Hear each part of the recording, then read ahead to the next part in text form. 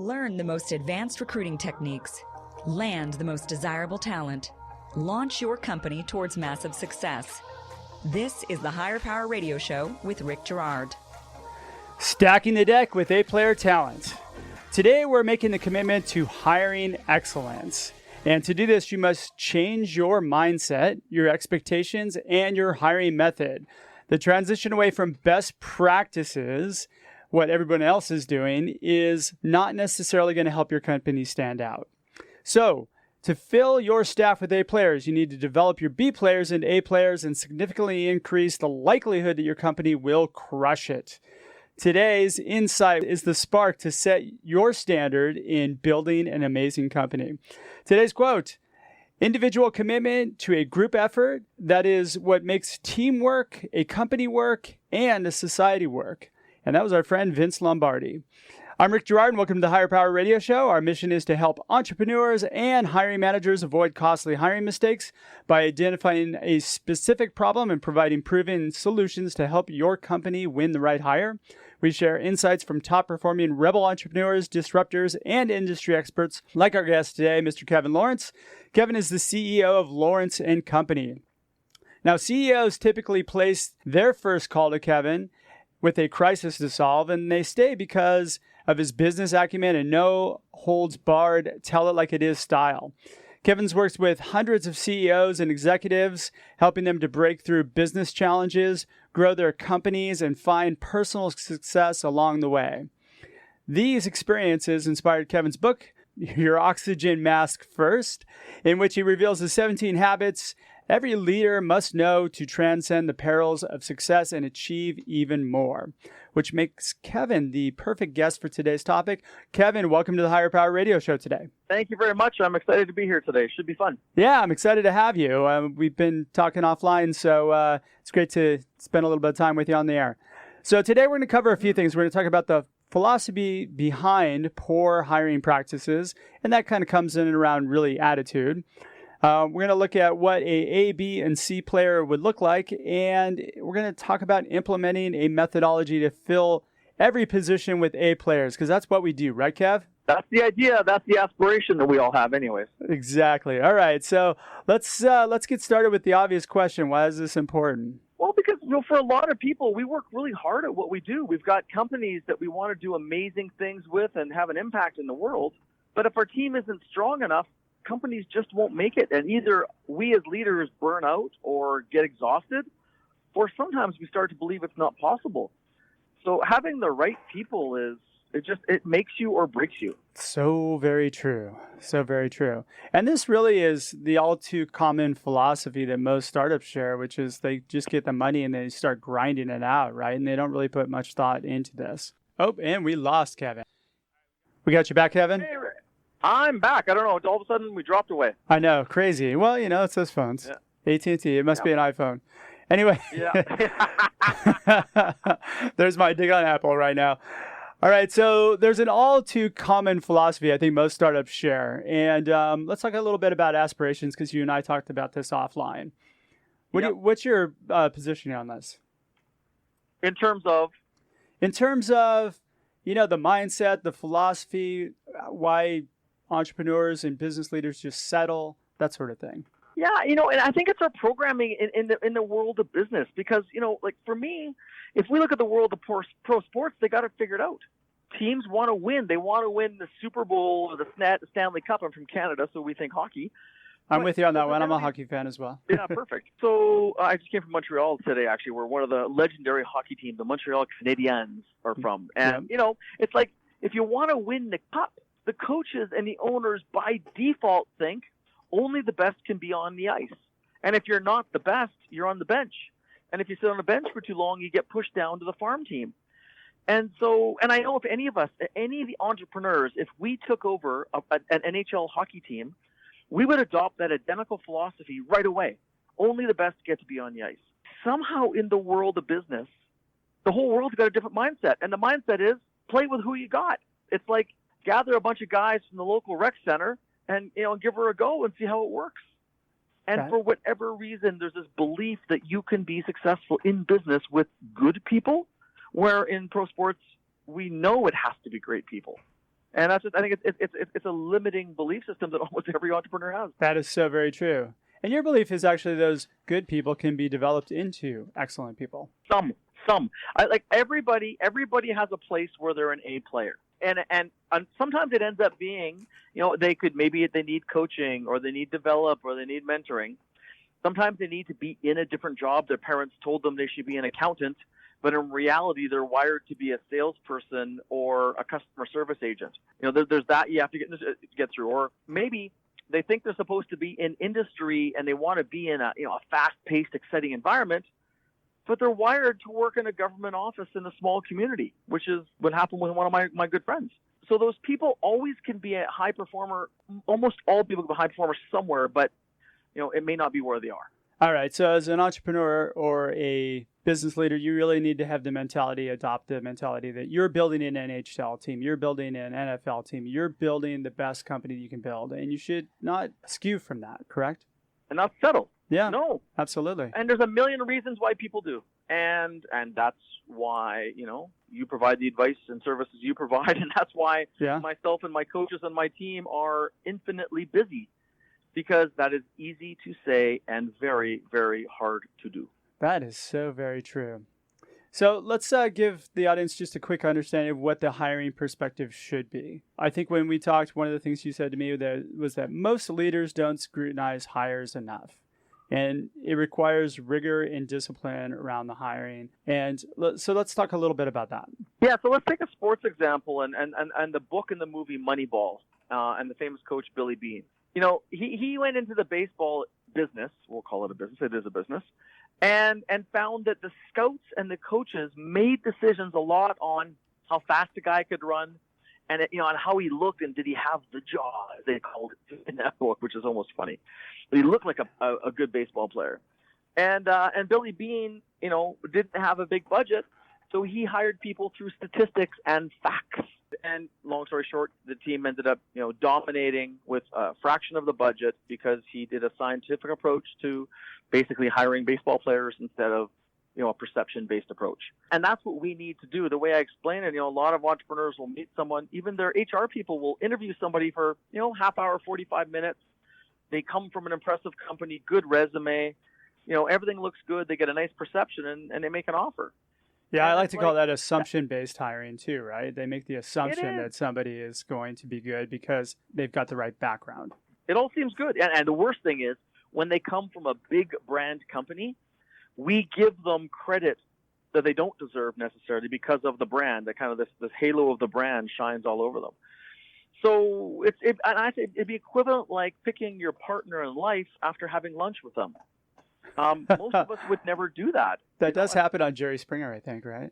Yeah, it does. And it does. I mean, in other cultures, although even in other cultures where there's arranged marriages, the families take time to get to know the family and everything. So I think it's kind of like picking your partner in life.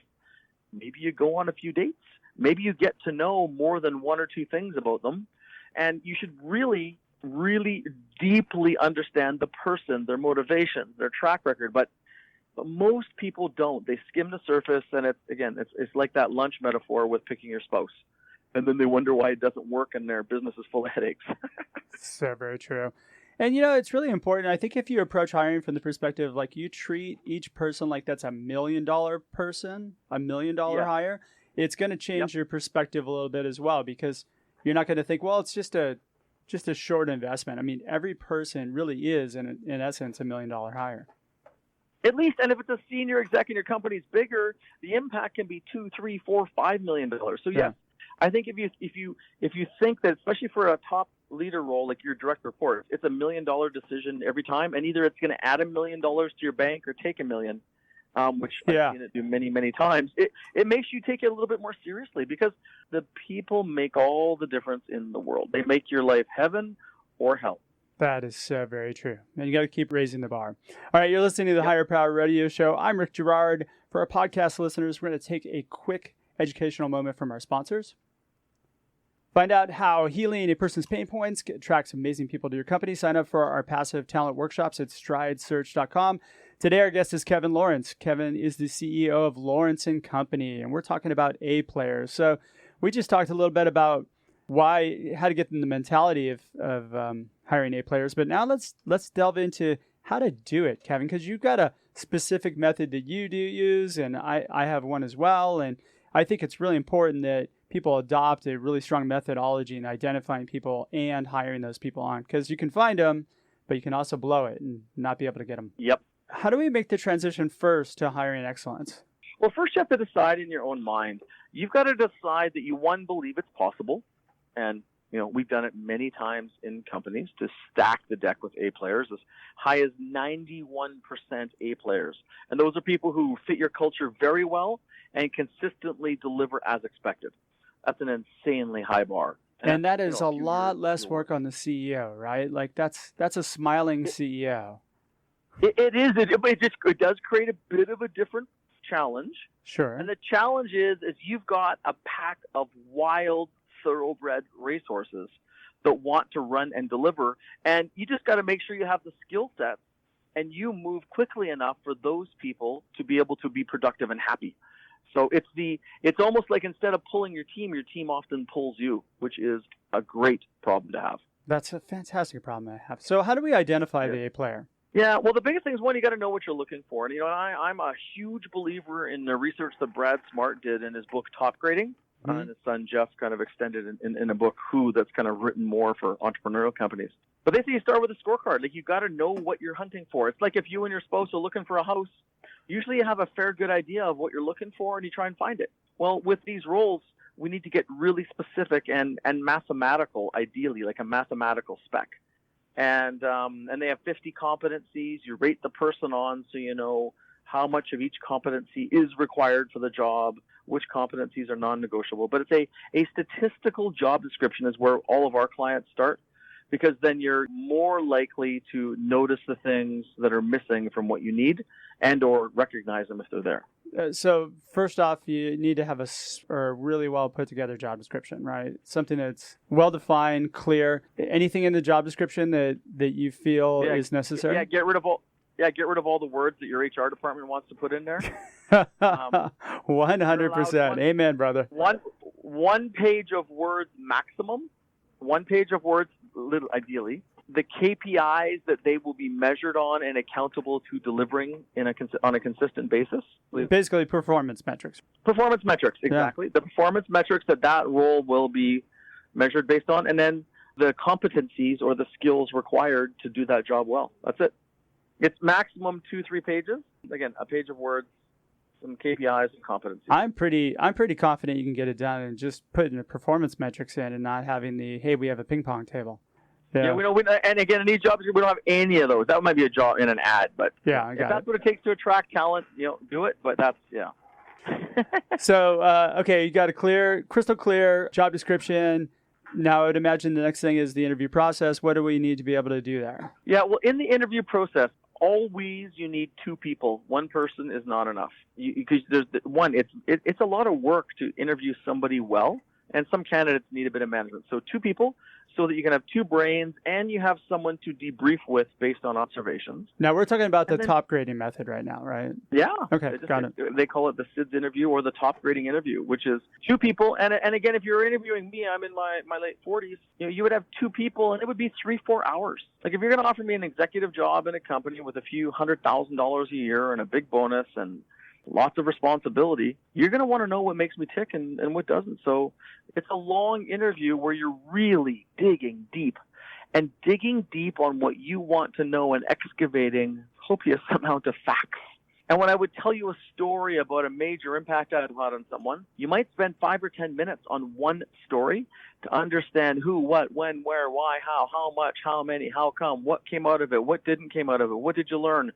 How did you deal with your direct reports? How did you deal with your boss? How did you deal with a customer? Like truly putting yourself in the middle of the circumstance of that big accomplishment or that big learning to really understand what's going on. And that's where you understand people, because it's like you were there as a witness to the situation, and they start to paint you a picture and you see how they think and how they interact and what skills they have and what skills they don't. Versus, tell me a time that you managed conflict well. Well, even the biggest jerks in the world managed a conflict well once in the last 20 years. So that is useless information. Absolutely useless. It's way too easy to lie, and it's way too easy to pick the one time in your entire life you did it right. You're doing basically a behavioral interview that's on steroids, right? Like you're going super deep, whereas there are behavioral methods have a lot of validity to them. I think the situational ones are the ones where you get yourself into trouble. I don't know if... really? Situational ones, like how would you handle this situation? Like that you can lie through. Yeah, complete waste of time. But even behavioral questions, I mean, there's there's different opinions on everything. Well, you have to be measured about your behavioral questions. You have to be specific and link them to things that are important. We don't even do them. What we do is ask about going back from high school or university up till today, every single job. What were your major accomplishments? What were your major learnings or lessons or challenges? How was your relationship with your boss? What would your boss say were your strengths? What would your boss say are weaknesses? And a couple other questions, and dig deep. We don't do anything behavioral. We just excavate facts like you've never seen in your life. I get that, but how does that tie in though to the core company values or the values of the company? Like, how do you know somebody's going to fit well in that? You see it. Man, I was interviewing this one guy, and he was in an industry I won't talk about. But as we he was in porn. He was going to get... No. I don't want to say the industry because I don't want to get him in trouble. I'm totally kidding. He was in a total normal business. Sure. But and he was going to get hired. He'd been through 5 interviews in the company. HR had been, they probably spent 10 hours with the guy. At the 60-minute mark, I go, this guy is a liar. He's a donkey, and his integrity sucks. And he's this condescending jerk to his people on top of it. In 60 minutes of the digging in through his history, because as I went from one job to the next job to the next job and digging deep, man, his character was showing up like you wouldn't believe. Most people have never done an interview of proper, deep excavation type interview like we do. And they're fun, by the way. Like we have a great time with the candidates. Oh, they're totally fun. They are. At the 75-minute mark, I had to stop and just start having fun with the guy and joking because he was done. It was really clear that I excavated enough facts, and he was like, there's no way I'm getting the job. He knew. He started to slump in his chair. And I was joking around, and we were having fun. But as the things he started to tell me showed his character in a way where he didn't plan on showing. And so the questions are unbelievable. And again, Mr. Smart created them. We just execute them really, really well. And, I've practiced them a lot. But you understand the values, you understand the competencies, you understand them better than their own mother would understand them. It's unbelievable. So what you're really looking at is you're looking at character patterns. You're trying to identify the character patterns. Yep. Character patterns, skill abilities, beliefs, everything.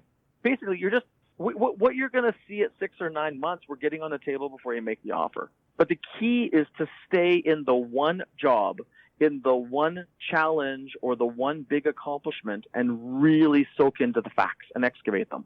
Which, when I demonstrate it to people and they see me do it, people are like, wow, I didn't even think you could do that. One other thing I want to touch upon, because we're running a little bit short on time, is that reference checks. You're a big proponent. Like, tell me how you set up reference checks, because I think this is a really smart way of doing it, and I think a lot of people should do it that same way. Well, first of all, we don't set them up.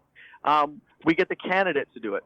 Tell them in the process that we're going to speak to a number of their bosses, probably going back 10 or 15 years if they've been working that long. And as we're doing the interview process, we note the managers that they reported to, and then those are the people we ask them to set up interviews with. Now, the A players, almost all those people are going to be thrilled to talk to us because the person was a rock star. The B players, hit and miss. The C players, their managers are all dead. They're dead or they moved out of the country. But it's true. It's true. It's a pattern that shows up. Yep. I mean, these people aren't stupid, right? They know that if you talk to their managers, they're not going to corroborate their stories, and there's no way they're getting the job. So they want to send you to their aunt, their uncle, their best friend, their second cell phone number so they can answer it. Them set it up. And the patterns are spectacular. Why don't you give us a couple takeaways for the audience so that they can plug this into their business? What do you want them to walk away with? Yeah, I mean, the main thing is you just got to make sure and that you scrutinize your facts and really, really get deep facts on people and know that the people that are driving, that are in HR, sometimes this is harder because it goes against traditional HR theory. So very true. So really deeply scrutinize somebody in their 40s, it's going to take 3-4 hours at least to interview them for a senior role, frontline role less. And then you need amazing people if you're going to build an amazing company. You can't win in the NHL or the NFL or the NBA with average players, and you need to change your belief. If you got big things, if you're just okay with your business, please ignore me.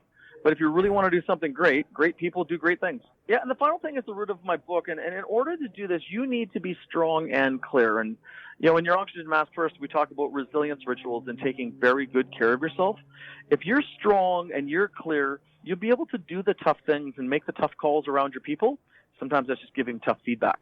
But if you're depleted, you won't even want to think about dealing with these issues, and you make it harder because energetically you're starting from behind. All right, perfect. Hey, how does our audience find you? LawrenceandCo.com, LawrenceAndCo.com. There's lots of videos and tools and newsletters, and we do training on things like top grading. We have an expert we bring out from South America, and we're coaches, so we just like to help people. Awesome. Well, we're just about out of time. Kevin, thanks so much for your time investment today, and I want to welcome you to the Higher Power Radio community. Thank you. Thanks for being on the show. I want to thank our listening audience for tuning into this week's episode of Higher Power. A quick thanks to our team, our engineer, Paul Roberts, producers Andrea Ballin, Shanti Ryle, and Ayla Gerard. If you're listening to the podcast, please subscribe, review, and share. We're listening, and we welcome your feedback. After all, this show's for you. Join the Higher Power Radio community at Higher, that's HIRE, Power, POWER, radio, RADIO.com. Or you can drop me an email at rick@stridesearch.com. Tune in next week. Our guest is going to be Chris Chansey. Chris is the founder and CEO of Amplio Recruiting. I'm your host, Rick Gerard, and you have been listening to the Higher Power Radio Show. Aloha. Thank you for listening to Higher Power with Rick Gerard on OC Talk Radio.